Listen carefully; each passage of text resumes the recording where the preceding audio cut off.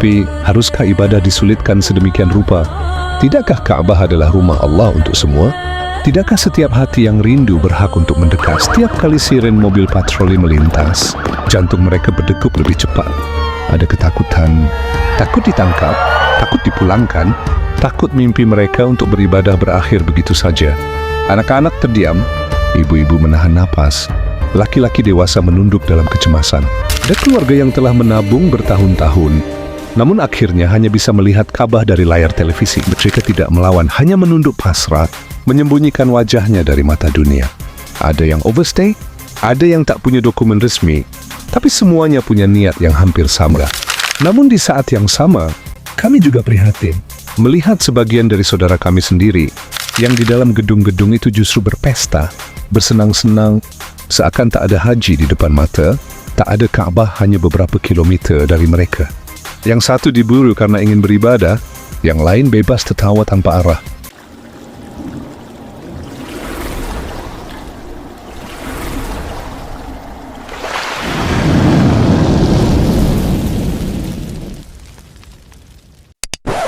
Assalamualaikum warahmatullahi wabarakatuh. Apa kabar semua? Saya Faris Alfian, dan di video kali ini kita akan membahas sesuatu yang sedang ramai diperbincangkan, yaitu ketatnya pelaksanaan ibadah haji tahun 2025. Kenapa sekarang masuk Makkah jadi lebih sulit? Kenapa harus ada izin khusus bahkan untuk sekadar tawaf? Dan bagaimana seharusnya kita sebagai umat muslim menyikapi semua ini? Apakah ini soal keamanan? Atau justru ada sisi kemanusiaan yang terlupakan? Yuk, kita bahas tuntas dengan hati, dengan akal, dan tentu saja dengan harapan agar ibadah tetap jadi jalan mendekat kepada Allah, bukan sekadar proses administratif semata. Masjidil Haram kini tampak sepi. Baitullah yang biasanya penuh lautan manusia, kini hanya menyisakan jejak-jejak langkah segelintir jamaah. Tak ada kerumunan, tak ada hiruk-pikuk doa yang bersahutan. Semua sunyi, semua dibatasi. Menjelang musim haji, aturan diperketat. Tak bisa sembarang masuk. Harus ada tasreh, izin resmi untuk tawaf atau umrah. Tanpa itu pintu Masjidil Haram pun tertutup. Dan bagi yang tak memiliki iqamah asli Makkah atau surat izin masuk kota suci ini, mereka hanya bisa melihat dari kejauhan, mengelus dada, menahan rindu. Keamanan? Ya mungkin. Tertib? Mungkin juga. Tapi haruskah ibadah disulitkan sedemikian rupa? Tidakkah Ka'bah adalah rumah Allah untuk semua? Tidakkah setiap hati yang rindu berhak untuk mendekat? Kini kita hanya bisa bertanya, sambil berharap semoga pintu langit lebih terbuka dari pintu-pintu dunia. Menjelang musim haji, aturan diperketat. Tak bisa sembarang masuk. Harus ada tasreh, izin resmi untuk tawaf atau umrah. Tanpa itu pintu Masjidil Haram pun tertutup.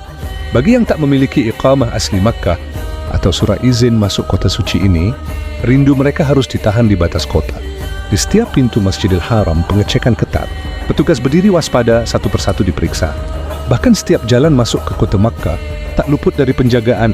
Pos-pos pemeriksaan berlapis, memastikan tak ada yang masuk tanpa izin. Patroli besar-besaran menyisir sudut kota, mencari siapa saja yang tak memiliki izin tinggal, yang overstay, atau yang mencoba berhaji tanpa jalur resmi. Semua dibatasi, semua diawasi. Masuk ke kota Makkah kini bukan perkara mudah. Gerbang-gerbang dijaga ketat. Setiap kendaraan diberhentikan. Setiap penumpang ditanya, mana iqamahmu? Mana izinmu?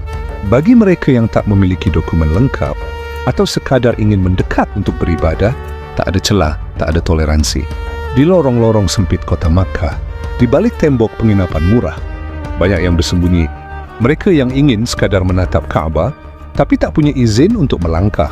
Setiap kali siren mobil patroli melintas, jantung mereka berdegup lebih cepat. Ada ketakutan, takut ditangkap, takut dipulangkan, takut mimpi mereka untuk beribadah berakhir begitu saja. Anak-anak terdiam, ibu-ibu menahan napas, laki-laki dewasa menunduk dalam kecemasan. Mereka bukan pelanggar hukum besar, hanya orang-orang yang rindu, yang ingin menunaikan rukun Islam dengan cara seadanya. Namun realita berkata lain. Ibadah kini memerlukan izin, dokumen, dan legalitas. Di balik dinding kota suci ada banyak doa yang terpenjara. Dan kita pun bertanya lagi, benarkah rumah Allah harus seketat ini? Benarkah rindu kepadanya harus diuji dengan ketakutan? Tahun ini, Haji 2025 terasa lebih berat dari sebelumnya. Tak hanya fisik yang diuji, tapi juga jiwa yang dicekam oleh syarat demi syarat. Kenapa sesulit ini? Karena kuota dibatasi ketat. Karena visa resmi menjadi satu-satunya jalan. Karena sistem elektronik mengatur siapa boleh berangkat dan siapa harus menunggu entah sampai kapan. Negara-negara asal jamaah ditekan untuk patuh, sementara jalan-jalan menuju tanah suci dijaga ketat. Tak ada lagi cara mandiri, tak ada jalur alternatif.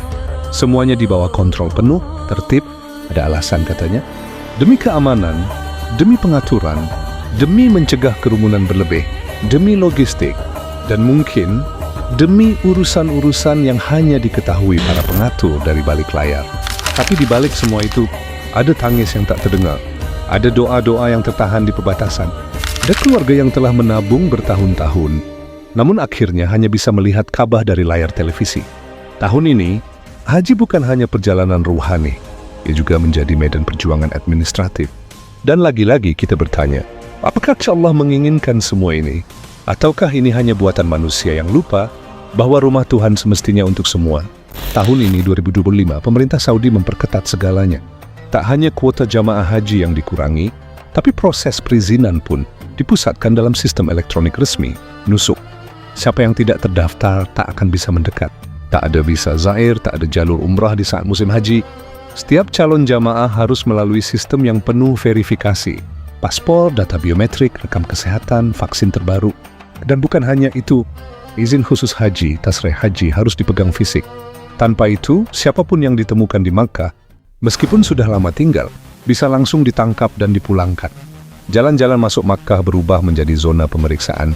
Pos militer berdiri di perbatasan kota, di Shumaisi, Hada, dan Tanim. Setiap mobil dicek, penumpang diturunkan satu persatu. Mana izinmu? Adalah kalimat yang terus terdengar. Yang nekat masuk Makkah tanpa dokumen lengkap, bersembunyi di antara truk logistik atau menyewa jalur belakang, hidup dalam bayang-bayang. Mereka tidur bergantian, selalu waspada akan sirene yang meraung di malam hari. Sirene itu bukan sekadar bunyi. Bagi banyak orang, itu adalah tanda bahaya. Tanda bahwa patroli datang. Tanda bahwa harapan bisa direnggut dalam sekejap. Dan banyak yang akhirnya tertangkap, dideportasi, didenda, atau ditahan di kamp sementara. Inilah Haji 2025. Ketika cinta kepada Baitullah diuji, bukan dengan kesabaran dalam ibadah, tapi dengan lapisan birokrasi, teknologi, dan batasan manusia. Masihkah ini ziarah hati? Atau telah berubah menjadi sekadar izin yang diatur sistem? Melihat ketatnya ibadah haji tahun 2025, hati kami campur aduk antara kagum pada ketertiban dan pilu karena terlalu banyak batas. Kami menyaksikan sendiri saudara-saudara kami yang ditangkap, diseret pelan lalu dimasukkan ke dalam mobil polisi Arab. Mereka tidak melawan, hanya menunduk pasrah, menyembunyikan wajahnya dari mata dunia. Ada yang overstay, ada yang tak punya dokumen resmi, tapi semuanya punya niat yang hampir sama. Mencari nafkah, dan kalau bisa, sekalian beribadah. Kami tahu mungkin caranya salah, tapi kami juga tahu benar hanya ingin bertahan hidup dan mendekat kepada Allah di sela-sela kesempitan hidup. Dan saat kami merasakan iba, kami juga takut. Takut kalau petugas akan datang ke arah kami, menanyakan dokumen, atau memeriksa siapa yang sebenarnya punya izin tinggal. Namun di saat yang sama, kami juga prihatin melihat sebagian dari saudara kami sendiri yang di dalam gedung-gedung itu justru berpesta, bersenang-senang, seakan tak ada haji di depan mata, tak ada Ka'bah hanya beberapa kilometer dari mereka. Yang satu diburu karena ingin beribadah, yang lain bebas tertawa tanpa arah. Ironi ini nyata, dan kami hanya bisa memandang dalam diam dalam doa. Ya Allah, bimbing kami semua. Jangan jadikan kami hakim atas niat manusia, tapi kuatkan kami untuk tetap lurus di jalan yang Engkau ridai. Amin amin ya rabbal alamin. Terima kasih sudah menonton video ini, semoga menjadi renungan bagi kita. Tetap hati-hati dan salam.